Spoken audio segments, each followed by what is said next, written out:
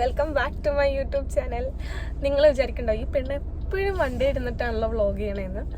അതൊന്നുമല്ല, ഞാൻ ക്ലിനിക്കിൽ നിന്ന് പെട്ടെന്ന് തിരിച്ചു വന്നപ്പോഴത്തേനും ഞാനൊരു ചെറിയൊരു ഷോപ്പിങ്ങിന് വേണ്ടി പുറത്തേക്ക് പോകാമെന്ന് വെച്ചു. ചെറിയ ഷോപ്പിംഗ് തന്നെ, വളരെ ചെറിയ ഷോപ്പിംഗ്.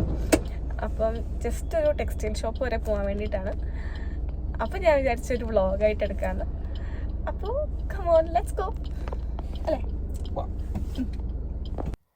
ക്ലിനിക്കിൽ നിന്ന് നേരെ തിരിച്ചു വന്ന് ഞാൻ ജസ്റ്റ് ഒന്ന് ഡ്രസ്സ് മാറി. രാവിലെ തൊട്ട് സെയിം ഡ്രസ്സിൽ നിൽക്കുന്നതുകൊണ്ട് ഞാൻ വേഗം ഒന്ന് ഡ്രസ്സ് മാറി, ഒന്ന് മുഖമൊക്കെ കഴുകി സെറ്റാക്കി. ഫുഡൊന്നും കഴിച്ചില്ല, കാരണം ഇറങ്ങിയപ്പോൾ തന്നെ ലേറ്റ് ആയിട്ടുണ്ടായിരുന്നു. ഒരു 7 മണിയൊക്കെ കഴിഞ്ഞിട്ടുണ്ടായിരുന്നു. സാധാരണ ഇവിടെ കടകളൊക്കെ ഒരു 8 മണിയൊക്കെ ആകുമ്പം 9 മണിയൊക്കെ ആകുമ്പോൾ അടയ്ക്കും. അപ്പോൾ അത് പേടിച്ചിട്ട് ഞാൻ വേഗം തന്നെ ഇറങ്ങി. അപ്പോൾ ഹൈവേ കൂടെ ഓടിക്കാൻ എനിക്ക് വലിയ ബുദ്ധിമുട്ടൊന്നുമില്ല. പക്ഷേ ഈ ചെറിയ റോഡിൽ കൂടെ ഇങ്ങനെ അതൊരു മാർക്കറ്റ് പോലത്തെ സ്ഥലമാണ്. അപ്പോൾ അതിനുള്ളിൽ കൂടെ ഓടിക്കാൻ എനിക്ക് കുറച്ച് ബുദ്ധിമുട്ടായിരുന്നു. പക്ഷെ ഞങ്ങൾ അവിടെ ചെന്നപ്പോൾ ഞാൻ കട അടിക്കുമോ എന്ന് പേടിച്ചിട്ട് ആണ് ചെന്നത്. കട അടച്ചിട്ടൊന്നും ഉണ്ടായിരുന്നില്ല. ഇവിടെ എനിക്കൊന്നും ചേർത്തലയിൽ എല്ലാവർക്കും അറിയാമായിരിക്കും, ചിക്കൂസും അതിൻ്റെ അപ്പുറത്തെ നിറക്കൂട്ടൊക്കെ അത്യാവശ്യം ഫേമസ് ആണ്. അപ്പോൾ അവിടെ പോയിട്ടാണ് ഞാൻ മെറ്റീരിയൽ എടുക്കാൻ വേണ്ടി പോയത്. അപ്പോൾ ഈ മെറ്റീരിയൽ എടുക്കുന്നതിൻ്റെ മെയിൻ കാരണം എന്ന് പറഞ്ഞാൽ, എൻ്റെ ക്ലിനിക്കിൽ വർക്ക് ചെയ്യണ ചേച്ചി നല്ല അടിപൊളിയായിട്ട് സ്കേർട്ട് തയ്ക്കും. അപ്പോൾ ചേച്ചിക്ക് തയ്ക്കാൻ കൊടുക്കാൻ വേണ്ടിയിട്ടാണ് ഞാൻ മെറ്റീരിയൽ എടുക്കാൻ വേണ്ടി പോയത്. അങ്ങനെ ഞാൻ അവിടെ ചെന്നു. അപ്പോൾ അവിടെ ചെന്നപ്പോൾ നമുക്ക് സാധാരണ എല്ലാ കടയിലുള്ള പോലെ ഒരാളെ നമുക്ക് അസൈൻ ചെയ്ത് തരും. അപ്പോൾ ഈ കണ്ണാടി വെച്ച ചേട്ടനെയാണ് എനിക്ക് അസൈൻ ചെയ്ത് തന്നത്. പുള്ളിക്കാരൻ എനിക്ക് കുറച്ച് ഡിമാൻഡൊക്കെ ഉണ്ടായിരുന്നു. ഇന്ന കളർ, എനിക്ക് വൈറ്റ് കളർ വേണം നിർബന്ധമായിരുന്നു. അപ്പോൾ വൈറ്റ് കളർ നോക്കിയിട്ട്, അതായത് പുതിയ പുതിയ മോഡലൊക്കെ എടുത്ത് കാണിക്കുന്നുണ്ടായിരുന്നു. അപ്പം ഞാൻ ആദ്യം വിചാരിച്ചത് കോട്ടൺ മെറ്റീരിയൽ എടുക്കാം എന്ന് പറഞ്ഞിട്ടാണ് പോയത്. അപ്പോഴാണ് കുറച്ചും കൂടെ വിരിവ് കിട്ടുകയെന്ന് വിചാരിച്ചിട്ടാണ് പോയത്. അപ്പോൾ പുള്ളിക്കാരൻ എനിക്ക് വേറെ കുറേ പുതിയതായിട്ട് ഇറങ്ങിയ കുറേ ട്രെൻഡൊക്കെ കാണിച്ചു തന്നു. പിന്നെ ആദ്യം കാണിച്ചു തന്നത് എനിക്ക് ഇഷ്ടപ്പെട്ടായിരുന്നു. പക്ഷെ എന്നാലും ഞാൻ കുറച്ചും കൂടെ കളക്ഷൻ നോക്കാൻ വേണ്ടിയിട്ട് തുടങ്ങി. സത്യം പറഞ്ഞാൽ കുറച്ച് നേരം നോക്കി കഴിഞ്ഞപ്പോഴത്തേന് എൻ്റെ കിളി പോയി. കാരണം നോക്കണതൊക്കെ നല്ലതാണ്, ഏതെടുക്കണം എന്നുള്ള കൺഫ്യൂഷനായി. അധികം എന്ന് വെച്ചാൽ വൈറ്റ് വേണമെന്ന് എനിക്ക് നിർബന്ധമായിരുന്നു. അപ്പോൾ വൈറ്റ് തന്നെ നോക്കി ഇതിലിപ്പോൾ ഏതെടുക്കണം, കസവുള്ളത് എടുക്കണോ അതോ വേറെ കളർ എടുക്കണോ, അങ്ങനെ ഫുള്ള് കൺഫ്യൂഷൻ. സത്യം പറഞ്ഞു കഴിഞ്ഞാൽ മെറ്റീരിയലിനെ പറ്റി വലിയ ബോധമൊന്നുമില്ല. കാരണം എന്ന് പറഞ്ഞാൽ ഏത് മെറ്റീരിയലാണ് നല്ലത്, വീട്ടിലിപ്പോൾ എല്ലാവരും പറഞ്ഞു തരും കോട്ടൺ മെറ്റീരിയലാണ് നല്ലത്, ചൂടെടുക്കില്ല. ഇപ്പോൾ പുതിയ മെറ്റീരിയൽ വരണമാണെങ്കിലും എനിക്കങ്ങനെ പോയി എടുത്ത് വലിയ പരിചയമൊന്നുമില്ല. അങ്ങനെ മെറ്റീരിയലായിട്ട് വാങ്ങിയിട്ട് വലിയ പരിചയമൊന്നും ഉണ്ടായിരുന്നില്ല. അപ്പോൾ അതുകൊണ്ട് തന്നെ ഈ ചേട്ടൻ എനിക്ക് ടിഷ്യൂവിൻ്റെ ലൂസ് മെറ്റീരിയൽ എടുത്തു തന്നു. അപ്പോൾ എനിക്ക് ഡൗട്ട്, ഇങ്ങനെ ചുരുങ്ങി പോവോ എങ്ങനെയാണെന്ന് അറിയത്തില്ലാത്തതുകൊണ്ട്. പക്ഷെ എനിക്ക് മെറ്റീരിയൽ ഇഷ്ടപ്പെട്ടു, നല്ല സോഫ്റ്റ് മെറ്റീരിയലായിരുന്നു.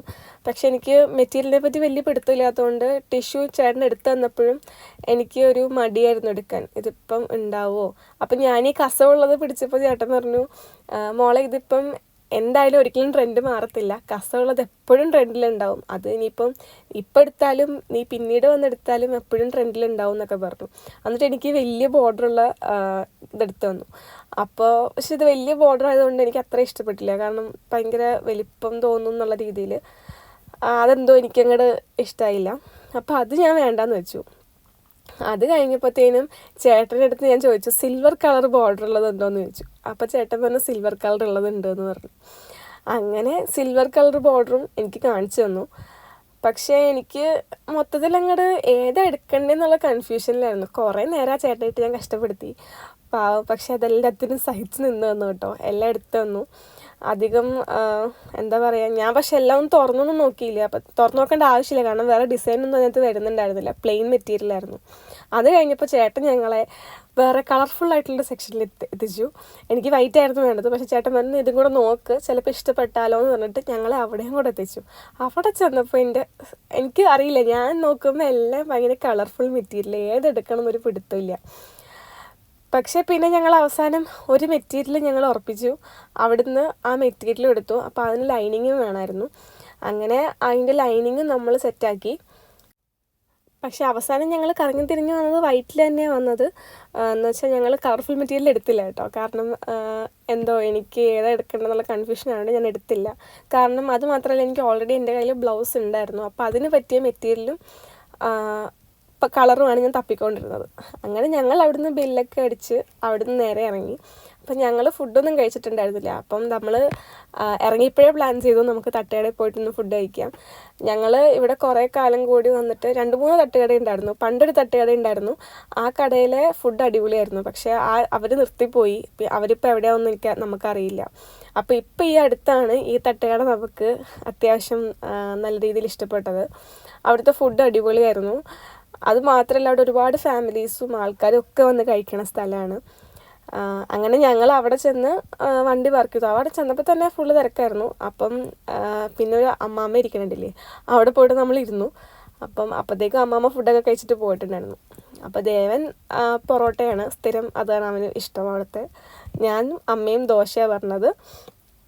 അപ്പോൾ എനിക്ക് കഴിഞ്ഞ പ്രാവശ്യം ഞാൻ ദോശയും ചമ്മന്തിയും നമ്മുടെ സാധാരണ കോമ്പിനേഷനാണ് കഴിച്ചത്. അപ്പോൾ ദേവൻ അന്ന് ചിക്കൻ കറി പറഞ്ഞിട്ടുണ്ടായിരുന്നു. അവിടുത്തെ ചിക്കൻ കറി അടിപൊളിയായിരുന്നു. ചിക്കൻ കറിയും ദോശയും കൂടെ മിക്സ് ചെയ്ത് കഴിച്ചപ്പോൾ എനിക്ക് ഒരു അടിപൊളി ഫീലായിരുന്നു കേട്ടോ അത്. ദോശയ്ക്കകത്ത് ചമ്മന്തി ഒഴിച്ചിട്ട് അതിൻ്റെ കൂടെ ചിക്കൻ കറിയും കൂടെ വെച്ചിട്ട് കഴിക്കണം. നല്ല സൂപ്പർ ടേസ്റ്റ് ആയിരുന്നു കേട്ടോ. അങ്ങനെ ഞങ്ങൾ അതൊക്കെ കഴിച്ചു.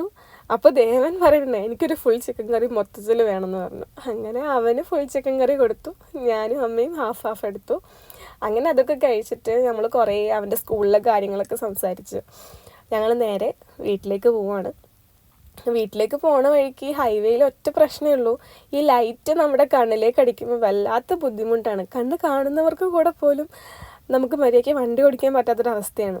ശരിക്കും ഒന്ന് ഡിമ്മടിച്ചിട്ട് പോവുകയാണെങ്കിൽ ഓപ്പോസിറ്റ് വരുന്ന വണ്ടിക്ക് കുറച്ചെങ്കിലും ഒരു ഇതുണ്ടാവും ഓടിക്കാൻ. കുറച്ച് പ്രായമുള്ളവർക്കൊക്കെ ആണെങ്കിൽ ഓടിക്കാൻ വളരെ ബുദ്ധിമുട്ടാണ് ഹൈവേയിൽ കൂടെ ഒക്കെ രാത്രി സമയത്ത്. എനിക്ക് ഇത്രയും പ്രായം കുറഞ്ഞിട്ട് ഞാൻ വണ്ടി ഓടിച്ചിട്ട് പോലും എനിക്ക് നമ്മുടെ ഓപ്പോസിറ്റ് വരുന്ന വണ്ടി നമ്മുടെ കണ്ണിലേക്ക് അടിക്കുന്ന ലൈറ്റ് ഒട്ടും പറ്റുന്നുണ്ടായിരുന്നില്ല. സത്യം പറഞ്ഞാൽ ഇപ്പോൾ റോഡിൻ്റെ പണി ഇങ്ങനെ നടക്കുന്ന സമയത്ത് നമ്മൾ ഇന്നലെ രാത്രി വന്ന വഴി ആയിരിക്കില്ലേ പിറ്റേ ദിവസം രാവിലെ പോണ വഴി, മൊത്തത്തിൽ കംപ്ലീറ്റ് ചേഞ്ച് ആയിട്ടുണ്ടാവും. റോഡ് പണി ഒരു സ്ഥലത്ത്, നമ്മൾ ഈ ലൈറ്റ് അടിക്കണ പ്രശ്നം വേറൊരു സ്ഥലത്ത്, അങ്ങനെ ഫുള്ളിങ്ങനെ ഗുലുമാലായിട്ടാണ് വണ്ടി ഓടിക്കണം. പിന്നെ KSRTCയുടെ കാര്യമൊന്നും പറയണ്ട. KSRTC വരണ കണ്ട ഞാൻ അപ്പോഴേ സൈഡിലേക്ക് ഒതുക്കി കൊടുക്കും, എങ്ങടാന്ന് വെച്ചാൽ പൊക്കോ ചേട്ടാന്ന് പറഞ്ഞിട്ട്. അല്ലാണ്ട് വേറെ വഴിയില്ല. കാരണം ഇവർ വരണ വരവിന് നമ്മളും സ്പീഡിൽ മുന്നിലേക്ക് ചെന്ന് കഴിഞ്ഞാൽ ഉറപ്പായിട്ട് എന്തെങ്കിലും സംഭവിക്കും. അതുകൊണ്ട് എല്ലാവരും KSRTC വരുമ്പോൾ ഒന്ന് മാറിക്കൊടുത്തോളൂ കേട്ടോ. KSRTC നല്ല സ്പീഡെന്ന് പറഞ്ഞാൽ അത് ഓർഡിനറി കുഴപ്പമില്ല, പക്ഷെ സൂപ്പർ ഫാസ്റ്റ് ഒട്ടും രക്ഷയില്ല കേട്ടോ.